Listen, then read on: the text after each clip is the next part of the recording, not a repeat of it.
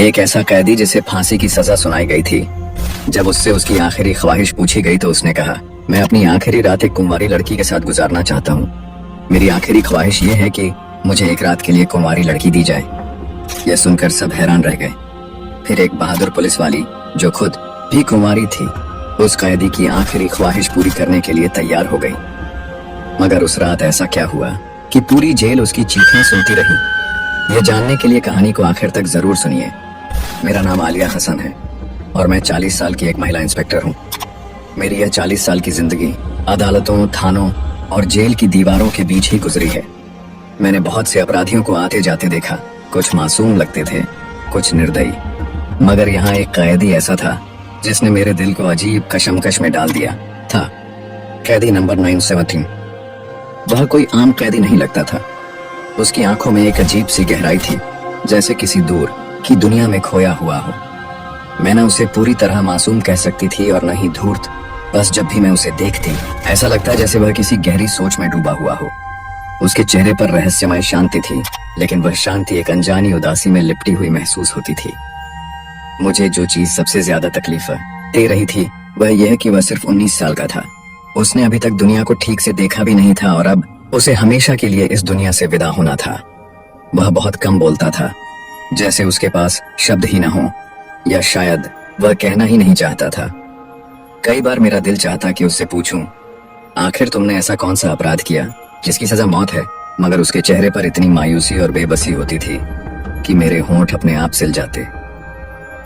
Police में काम करते करते मैं एक सख्त दिल औरत बन चुकी थी। ये पेशा ही ऐसा था।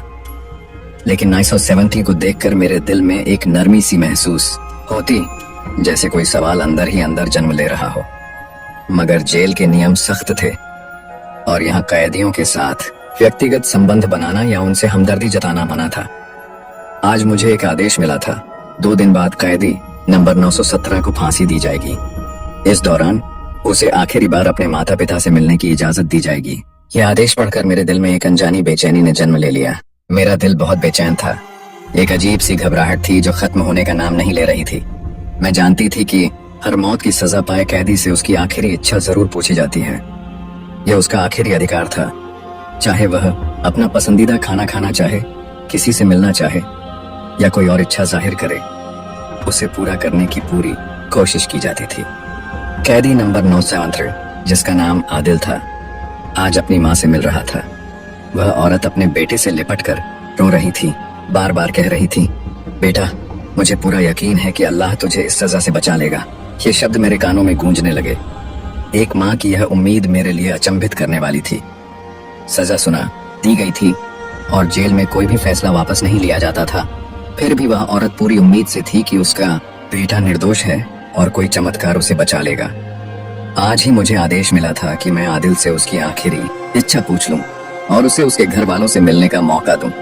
मैं सोच रही थी कि शायद वह यही कहेगा कि वह अपने घर वालों के साथ कुछ और वक्त बिताना चाहता है, क्योंकि ऐसे समय में कोई बड़ी इच्छा नहीं करता। मगर मुझे यह नहीं पता था कि उसकी आखिरी इच्छा इतनी अजीब और चौंकाने वाली होगी कि मैं सुनकर ही स्तब्ध रह जाऊंगी। मैं उसके पास आई और पहली बार उससे बात करने के लिए शब्द तलाशने लगी। कुछ पल की चुप्पी के बाद मैंने हमदर्दी से पूछा। आदिल ने मेरी तरफ देखा और धीमी आवाज में बोला, मेरी एक आखिरी ख्वाहिश है और मैं चाहता हूं कि आप मुझसे वादा करें कि आप इसे पूरा करेंगे। मैंने उसे यकीन दिलाया, यह हर कैदी का हक होता है, तुम्हारा भी। हम पूरी कोशिश करेंगे कि तुम्हारी ख्वाहिश पूरी हो। मैं हैरान थी कि वह इतनी संजीदगी से अपनी आखिरी इच्छा के बारे में बात कर रहा था। मैंने नरमी से कहा, चलो, एसपी साहब खुद तुमसे तुम्हारी आखिरी ख्वाहिश के बारे में पूछेंगे। मैं आदिल को लेकर एसपी साहब के कमरे में आ गई। एसपी साहब ने उसे गौर से देखा और बोले, बेटा, तुम्हारी आखिरी ख्वाहिश क्या है? मैं हैरान थी कि एसपी साहब इस कैदी से इतनी नरमी से पेश आ रहे थे। आमतौर पर ऐसा नहीं होता था, लेकिन शायद वह हकीकत से वाकिफ थे, जानते थे कि उसका जुर्म क्या था और उसे यह सजा क्यों मिली। यहाँ अक्सर वे कैदी होते थे जिनका गुनाह मामूली लेकिन सजा सख्त होती थी, जबकि बड़े बड़े अपराधी आजाद घूमते रहते थे। आदिल ने गहरी सांस ली और कहा, मेरी आखिरी ख्वाहिश यह है कि मैं जिंदगी में पहली और आखिरी बार शादी करना चाहता हूँ। मैं निकाह करना चाहता हूँ और अपनी पत्नी के साथ एक दिन बिताना चाहता हूँ। ये सुनते ही जैसे कमरे में सन्नाटा छा गया। मैं और बाकी सब लोग हैरानी से एक दूसरे को देखने लगे। एसपी साहब ने कुछ पल चुप्पी में बिताए, फिर संजीदगी से बोले, बेटा शादी तो हम करवा देंगे, मगर कौन लड़की तुमसे शादी करेगी जिससे यह पता होगा कि अगले ही दिन तुम्हें मौत की सजा दे दी जाएगी। वह थोड़ा रुके और आगे बोले, तुम एक मौत की सजा पाए हुए कैदी हो। तुम्हारी उम्र भी इतनी नहीं है कि तुम्हारे घर वाले किसी को पैसों का लालच देकर राजी कर लें। और वैसे भी तुम एक गरीब परिवार से हो और गरीबों से शादी करने के लिए कोई भी आसानी से तैयार नहीं होता, खासकर इस हालात में। क्यों अपनी जिंदगी का आखिरी मौका बर्बाद कर रहे हो? एसपी साहब ने गंभीरता से कहा, कोई और ख्वाहिश बताओ, खाने पीने की कोई चीज या किसी खास शख्स से मुलाकात। हम तुम्हारे लिए सब करने को तैयार हैं, मगर शादी ये मुमकिन नहीं। तुम एक मौत की सजा पाए हुए कैदी हो, तुमसे शादी करने पर कोई भी राजी नहीं होगा। हम तुम्हारी शादी कैसे करवाएं? आदिल ने बेइंतहा इत्मीनान से जवाब दिया, एसपी साहब मैं पहले ही कह चुका हूं कि मेरी आखिरी ख्वाहिश शादी है, लेकिन आप फिक्र ना करें, मैं एक ऐसा तरीका बताऊंगा जिससे मेरी शादी खुद ब खुद हो जाएगी। उसकी बात सुनकर एसपी साहब हैरानी से उसे देखने लगे। उनके चेहरे पर एक पल के लिए चिंता उभरी, जैसे उन्हें डर हो कि कहीं वह जेल की किसी महिला कर्मचारी से निकाह करने की जिद न कर बैठे। मगर आदिल ने जो कहा वो इससे भी ज्यादा चौंकाने वाला था। बस इतना करें कि मस्जिद में ऐलान करवा दें कि आदिल हुसैन एक ऐसी औरत से निकाह करना चाहता है जो उसकी दुल्हन बनने के लिए तैयार हो, मगर सिर्फ एक दिन के लिए, उसकी मौत की सजा से पहले। ये सुनते ही कमरे में जैसे सन्नाटा छा गया। सब हैरानी से एक दूसरे को देखने लगे। बात इतनी अजीब थी कि सुनकर यकीन करना मुश्किल हो रहा था। आदिल ने हमसे वादा लिया कि अगर कोई औरत इस शर्त पर निकाह के लिए तैयार हो जाती है तो हम उसे रोकेंगे नहीं और वह पूरी रात उसके साथ गुजार सकेगी। उसकी इस चालाकी ने हमें भी सोचने पर मजबूर कर दिया। एसपी साहब ने कुछ पल सोचा और फिर कंधे उचकाते हुए बोले, हमें पूरा यकीन है कि कोई भी औरत इस शर्त पर तुमसे शादी नहीं करेगी। भला कोई क्यों अपनी जिंदगी बर्बाद करेगा? सिर्फ एक दिन के लिए दुल्हन बनने का क्या फायदा? कोई क्यों अपने परिवार के साथ झगड़ा मोल लेगा? मगर आदिल पर हमारी किसी बात का असर नहीं हुआ। वह बड़े इत्मीनान से बोला, बस आप लोग ऐलान करवा दें, यही मेरी आखिरी ख्वाहिश है। अगर कोई ना आया तो मैं कोई और ख्वाहिश नहीं करूंगा, फिर मुझे भले ही मौत की सजा दे दी जाए। आदिल की इस जिद के आगे हमें हार माननी पड़ी। हमने मस्जिद में ऐलान करवा दिया कि आदिल हुसैन, जिसे 2 दिन बाद मौत की सजा मिलने वाली है, अपनी आखिरी ख्वाहिश के तौर पर एक दिन के लिए किसी लड़की से निकाह करना चाहता है। अगर कोई औरत इस निकाह के लिए तैयार हो तो वह आगे बढ़ सकती है। आदिल एक गरीब परिवार से ताल्लुक रखता था और हमें पूरा यकीन था कि कोई भी लड़की इस शर्त पर उससे शादी नहीं करेगी, मगर फिर भी हमने उसकी आखिरी ख्वाहिश के मुताबिक ऐलान करवा दिया। यह हमें बस एक मजाक लग रहा था, एक नामुमकिन सी बात। मगर ठीक 1 घंटे बाद एक सिपाही दौड़ता हुआ आया और सूचना दी, जेल के दरवाजे पर एक औरत मौजूद है जो दुल्हन के लिबास में है और उसके साथ एक मौलवी साहब भी हैं। ये सुनकर मैं और एसपी साहब हैरानी में बाहर निकले। हमारे सामने एक नौजवान लड़की खड़ी थी जिसकी उम्र तकरीबन 17 या 18 साल के करीब होगी। वह सच में एक दुल्हन के रूप में आई थी, पूरी तरह सजी धजी शादी के जोड़े में। उसके साथ एक मौलवी साहब भी खड़े थे जिनके हाथ में निकाह का रजिस्टर था। एसपी साहब ने गंभीरता से पूछा, मौलवी साहब आप कौन हैं और यह लड़की कौन है? मौलवी साहब ने जवाब दिया, यह लड़की मेरे पास आई थी और इसने कहा कि मैं इसका निकाह पढ़ाऊं और इसके साथ जेल चलूं। जब मैंने इससे वजह पूछी तो इसने साफ साफ बताया कि इसका होने वाला शौहर 2 दिन बाद मौत की सजा पाएगा। हम सब सकते में आ गए। मौलवी साहब ने बात जारी रखी, मैंने इसे बहुत समझाया कि बेटी तुम अपनी जिंदगी क्यों बर्बाद कर रही हो, मगर ये अपनी जिद पर कायम रही। इसने कहा कि यह सिर्फ और सिर्फ आदिल से ही निकाह करेगी। यह इसकी भी आखिरी ख्वाहिश है क्योंकि यह आदिल से सच्ची मोहब्बत करती है। यह सुनकर जेल में एक अजीब सी खामोशी छा गई। हमें यकीन नहीं हो रहा था कि आदिल को वाकई कोई इतना चाहता था कि उसके लिए सब कुछ छोड़ने को तैयार हो जाए। ये बात जितनी भी अजीब लग रही थी, मगर हमें इस पर एतराज करने का कोई हक नहीं था। हमारा काम सिर्फ कैदी की आखिरी ख्वाहिश पूरी करना था। मौलवी साहब ने आदिल और उस लड़की का निकाह पढ़ा दिया। निकाह पूरा होते ही आदिल हल्की मुस्कान के साथ बोला, वादे के मुताबिक अब आप मेरी दुल्हन को मेरे पास भेजेंगे। मैं उससे बातें करना चाहता हूँ, अपनी पुरानी यादें ताज़ा करना चाहता हूँ। बस एक दिन फिर यह चली जाएगी और उसके बाद मुझे चाहे फांसी दे दें, कोई गम नहीं होगा। मेरी मोहब्बत मुझे मिल गई, यही मेरे लिए काफी है। आदिल की बातें सुनकर मेरी आंखों में भी हल्की नमी आ गई। सच्ची मोहब्बत शायद ऐसी ही होती है, निडर, निस्वार्थ, मैंने अपने दिल में सोचा। लेकिन मुझे यह अंदाजा नहीं था कि इस निकाह के पीछे एक ऐसी कहानी छिपी थी जो हमारे होश उड़ा देने वाली थी। एसपी साहब ने मुस्कुराते हुए मेरी तरफ इशारा किया और कहा, लड़की को आदिल के सेल में ले जाओ और दरवाजा बंद कर दो। मैंने आदेश का पालन किया और दोनों को सेल में बंद करके बाहर आ गई। मुझे लगा कि कुछ ही देर में वह लड़की खुद ही तंग आकर बाहर निकलना चाहेगी, लेकिन जैसे जैसे वक्त बीतता गया मुझे हल्की हल्की फुसफुसाहट सुनाई देने लगी। ऐसा महसूस हो रहा था जैसे कोई किसी चीज को खोलने की कोशिश कर रहा हो। मुझे शक हुआ कि शायद सेल का दरवाजा तोड़ने की कोशिश की जा रही है, लेकिन मैं निश्चिंत थी। दरवाजे पर एक भारी और मजबूत ताला लगा हुआ था जिसे तोड़ना आसान नहीं था। मैं वापस अपने दफ्तर में चली गई और सोचों में डूब गई। लेकिन अचानक जेल के अंदर से एक दिल दहला देने वाली चीख गूंजी। मैं तुरंत अपनी जगह से उठी और दौड़ती हुई आदिल के सेल की तरफ पहुंची। क्या हुआ? मैंने अंदर झांकते ही पूछा। वह लड़की जो दुल्हन के लिबास में थी अपना घूंघट नीचे किए खड़ी थी। उसकी सांसें बेकाबू हो रही थीं और उसका पूरा जिस्म कांप रहा था। जैसे ही मैंने उसे गौर से देखा, वह कांपते हुए हल्की आवाज में बोली, मुझे यहाँ से निकालो, मैं यहाँ नहीं रहना चाहती। मैंने हैरानी से कहा, अब क्या हुआ? अभी तो तुमने अपनी मर्जी से निकाह किया था, मोहब्बत का जुनून उतर गया, अब अपने भविष्य की फिक्र होने लगी? लेकिन उसने कुछ नहीं कहा, बस अपने कपड़ों को मुट्ठियों में भींचे खड़ी रही, जैसे किसी खौफनाक चीज ने उसे झकझोर कर रख दिया हो। मैंने दरवाजा खोला और वह लड़की बिजली की तरह बाहर निकली और बिना कुछ कहे वहां से निकल गई। मैंने सेल का दरवाजा ताला लगाकर अपनी जिम्मेदारी पूरी की और वापस ऑफिस में जाकर सो गई। मुझे जरा बेअंदाजा नहीं था कि जब सुबह मेरी आंख खुलेगी तो एक जबरदस्त तूफान खड़ा हो चुका होगा। सुबह होते ही एसपी साहब गुस्से में मेरे ऑफिस में दाखिल हुए और तेज आवाज में बोले, कैदी नंबर 917 कहाँ है?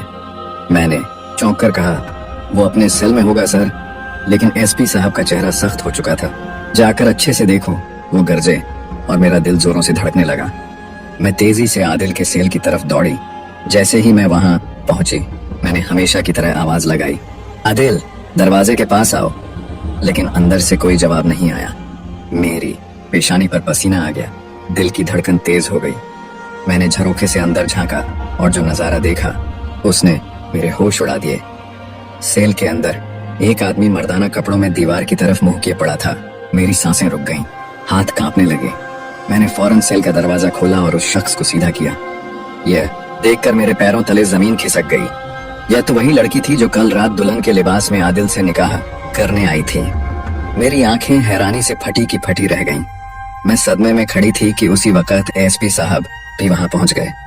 जैसे ही उन्होंने यह नजारा देखा, वो भी हैरानी और गुस्से में चीख पड़े, यह क्या मजाक है? वो दहाड़े, आदिल कहाँ है? मैं जवाब देने की हालत में भी नहीं थी। एसपी साहब का गुस्सा और बढ़ गया। ये सब तुम्हारी लापरवाही की वजह से हुआ है। अगर तुम्हें अपनी ड्यूटी ठीक से निभानी नहीं आती तो यहाँ क्या कर रही हो? तुम्हारी गलती की वजह से एक सजाए मौत का कैदी जेल से भाग चुका है। मेरा दिमाग सुन्न हो चुका था। मैंने नीचे पड़ी उस बेहोश लड़की को देखा जो अब आदिल की जगह लेटी थी। या सब एक धोखा था। आदिल ने हमें बेवकूफ बना दिया था। वो खुद दुल्हन के लिबास में जेल से फरार हो चुका था। मैंने कल रात सोचा था कि यह लड़की मोहब्बत में पागल होकर आदिल से शादी करने आई है। मुझे लगा था कि वो उससे सच्चा प्यार करती है, लेकिन यह सब एक साजिश थी। आदिल ने इसी लड़की को हमारे खिलाफ इस्तेमाल किया था और हम सब आंखों पर पट्टी बांधकर उसकी मदद करते रहे। वह लड़की हमारे सामने बैठी थी। उसके चेहरे पर किसी तरह का डर या पछतावा नहीं था। वह बिल्कुल शांत थी और बोली, आप लोगों ने रेहान के साथ अच्छा नहीं किया। वह सजाए मौत का हकदार नहीं था। मैंने गुस्से से जवाब दिया, ये बात तो वक्त ही साबित करेगा। उसने मेरी आंखों में आंखें डालकर कहा, वह बेगुनाह है और यह भी वक्त ही साबित करेगा। मुझे उसकी बातों पर और भी ज्यादा गुस्सा आने लगा, लेकिन मैं कुछ कर नहीं सकती थी। उसी समय एसपी साहब ने सख्ती से आदेश दिया, रेहान को तुरंत ढूंढो। अगर हमने उसे नहीं पकड़ा तो 2 दिन बाद हम आला अधिकारियों को क्या जवाब देंगे? हमें उसे फांसी देनी थी और वह हमें धोखा देकर भाग गया। ये हमारे लिए बहुत शर्म की बात है। मेरा दिल तेजी से धड़कने लगा। मैं अब भी समझ नहीं पा रही थी कि मेरे साथ इतना बड़ा धोखा कैसे हो सकता है। मैंने एक इंसान पर भरोसा किया, एक लड़की की बातों पर यकीन किया, उनका निकाह करवा दिया, और बदले में उन्होंने मेरी आंखों में धूल झोंक दी। अब हमारे पास एक ही रास्ता था, इस लड़की के माता पिता तक पहुंचना और सच्चाई पता करना। लेकिन फिर मुझे ख्याल आया, क्यों ना इसी लड़की से पूछ लिया जाए, शायद वह खुद सच बोल दे। रेहान को ढूंढना बहुत मुश्किल था। वह कई घंटे पहले जेल से फरार हो चुका था। हमें तो शाम में पता चला, जबकि वह सुबह 4 बजे भाग चुका था। कौन जानता था कि वह इस वक्त कहाँ होगा। मैंने उस लड़की की तरफ देखा और गंभीरता से कहा, मुझे तुमसे 2 सवाल पूछने हैं और उम्मीद करती हूँ कि तुम सच सच जवाब दोगे। उसने बिना हिचकिचाए कहा, मैं रेहान के बारे में हर बात सच बताने के लिए तैयार हूँ। मैं हैरान थी, वह अब भी रेहान को पति कहने के बजाय भाई बोल रही थी। मैंने सख्त लहजे में पूछा, क्या तुम उसे सच में अपना भाई मानती हो या वह वास्तव में तुम्हारा भाई था? तुम दोनों ने यह नाटक क्यों किया? वह चुप हो गई, जैसे किसी गहरी सोच में डूब गई हो। नहीं, वह मेरा असली भाई नहीं है, लड़की ने तुरंत जवाब दिया। मैंने सख्ती से कहा, तो फिर तुमने ये सब क्यों किया? तुमने उससे निकाह क्यों किया? और अब अचानक उसे अपना भाई क्यों कह रही हो? तुम दोनों ने हमें धोखा दिया। रेहान हमें चकमा देकर यहाँ से फरार हो गया, लेकिन याद रखना, हम उसे बहुत जल्द पकड़ लेंगे और उसे फांसी दे देंगे। लेकिन वह लड़की बिल्कुल शांत रही। उसने मेरी आंखों में देखते हुए कहा, यकीन मानिए, ऐसा बिल्कुल नहीं होगा। वह जल्द ही वापस आ जाएगा। उसे अच्छे से पता है कि वह कहाँ जा सकता है और कहाँ नहीं। और सबसे अहम बात, अब तो उसने मुझसे निकाह कर लिया है। मैं उसकी जिम्मेदारी हूँ। वह मुझे कभी छोड़कर भागने वालों में से नहीं है। उसकी बातों से मैं हैरान थी। वह इतने यकीन से कह रही थी कि रेहान वापस आएगा। क्या यह सच में मुमकिन था? तुम्हें इतना यकीन क्यों है कि वह वापस आएगा? मैंने गंभीरता से पूछा। उसने गहरी सांस ली और कहा, अगर आप मेरी पूरी कहानी सुनेंगी तो शायद आपका फैसला भी बदल जाएगा और आपको अंदाजा होगा कि असली हकीकत क्या है। मैं चुप हो गई। मैं जानती थी कि यह लड़की अभी तक अपनी बात पर अड़ी हुई है। अगर मैं इसे और सवाल पूछती तो शायद कुछ और हकीकत सामने आ जाती। मेरा नाम नाजिया है, उसने कहना शुरू किया। मेरी बड़ी बहन की मंगनी रेहान से हो चुकी थी। रेहान बचपन से ही बहुत बहादुर और बेखौफ था। शायद ही कभी ऐसा वक्त आया हो जब उसने किसी से डर कर कदम पीछे हटाए हों। वह मेरे अब्बू के चाचा का बेटा था, यानी मेरा फूफी चाचा। अब्बू उसे बहुत पसंद करते थे और उस पर बहुत भरोसा भी था। जब उन्होंने मेरी बड़ी बहन की मंगनी रेहान से कर दी तो उसका हमारे घर आना जाना शुरू हो गया। मैं खामोशी से उसकी बातें सुन रही थी। हमारे गांव का माहौल बहुत अजीब था। एक रात रेहान भाई हमारी खालाजाद बहन से मिलने के लिए हमारे घर आए। उस दिन अब्बू घर पर नहीं थे और रेहान भाई पहले भी कई बार आ चुके थे, क्योंकि अब वह हमारे घर का एक हिस्सा बन चुके थे। उस वक्त घर में सिर्फ हम दोनों बहनें थीं और कोई नहीं था। मैं रसोई में चाय बना रही थी और वे दोनों आपस में बातें कर रहे थे। सब कुछ सामान्य लग रहा था, मगर अचानक दरवाजे पर जोर जोर से दस्तक होने लगी। मैं घबरा गई, कहीं अब्बू तो नहीं आ गए, मैंने सोचा। जल्दी से मैंने दरवाजे के बाहर झांका, मगर जो नजारा देखा उसने मेरी रूह कांपा दी। 3 से 4 आदमी दरवाजे के बाहर खड़े थे। उनके चेहरे डरावने और इरादे खतरनाक लग रहे थे। उनके हुलिये से साफ पता चल रहा था कि वे कोई आम लोग नहीं बल्कि बदमाश थे। मेरी आंखों में खौफ आ गया, मगर मुझे थोड़ी तसल्ली थी कि रेहान भाई हमारे साथ थे। दरवाजा खोलो वरना हम दरवाजा तोड़ देंगे, एक भारी आवाज गूंजी। मैंने घबरा कर कहा, हम घर में अकेली 2 बहनें हैं, तुम लोग यहाँ से चले जाओ। मगर उनमें से एक ने तंज भरी हंसी के साथ कहा, हमें सब पता है कि अभी अभी तुम्हारे घर में एक नौजवान दाखिल हुआ है, तुम हमें बेवकूफ नहीं बना सकती। शोर की आवाज सुनकर रेहान भाई भी बाहर आ गए। उन्होंने दरवाजा खोला और मुझे इशारा किया कि मैं अंदर चली जाऊं। मैं जल्दी से अपने कमरे में छिप गई, मगर बाहर जो कुछ हो रहा था वह साफ सुनाई दे रहा था। रेहान भाई उन बदमाशों के सामने खड़े हो गए। उनमें से एक ने बहुत नीच बात कही, जिससे रेहान भाई का खून खौल उठा, मगर उन्होंने अपने गुस्से पर काबू रखा। वह समझदारी से काम ले रहे थे, क्योंकि सामने 4 से 5 लोग थे और वह अकेले थे। अगर वह लड़ाई में पड़ जाते और कुछ हो जाता तो हम घर में अकेली रह जाती। इसलिए उन्होंने नरमी से उन बदमाशों को समझा बुझाकर भेज दिया, मगर यह रोज का तमाशा बन गया था। हमारे घर के बाहर 3-4 बदमाश खड़े रहते। जैसे ही अब्बू घर से बाहर जाते, ये लोग हमें तंग करना शुरू कर देते। फिर एक रात ऐसा हादसा हुआ जिसने हमारी जिंदगी हमेशा के लिए बदल दी। मेरी बड़ी बहन अपने कमरे में सो रही थी। रात के अंधेरे में अचानक तोड़फोड़ की आवाजें सुनाई देने लगीं। कोई जबरदस्ती खिड़की से अंदर घुसने की कोशिश कर रहा था। उसी वक्त रेहान भाई भी घर में दाखिल हो चुके थे। उन्होंने अपनी आंखों से देखा कि एक बदमाश खिड़की से अंदर कूदने वाला था। रेहान भाई के लिए यह सब बर्दाश्त करना मुमकिन नहीं था। जब उन बदमाशों ने जबरदस्ती घर में घुसने की कोशिश की तो एक ऐसी लड़ाई छिड़ गई जिसने हमारी पूरी जिंदगी बदल दी। इस झगड़े में मेरी बहन नाजिया मार दी गई और रेहान भाई के हाथों एक ऐसा जुर्म हो गया जिसकी सजा उन्हें मौत की सजा के रूप में मिली। मगर जो असली गुनहगार थे वो कभी पकड़े ही नहीं गए। उस दिन अगर हम अमीर होते, अगर हमारे पास कोई ताकत होती तो शायद ये सब ना होता। मगर इस दुनिया में कमजोर के लिए कोई इंसाफ नहीं। रेहान भाई ने जो कुछ किया वो अपनी गैरत में किया था। उन्होंने किसी मासूम का खून नहीं बहाया। उन्होंने अपनी इज्जत बचाने के लिए लड़ाई की थी।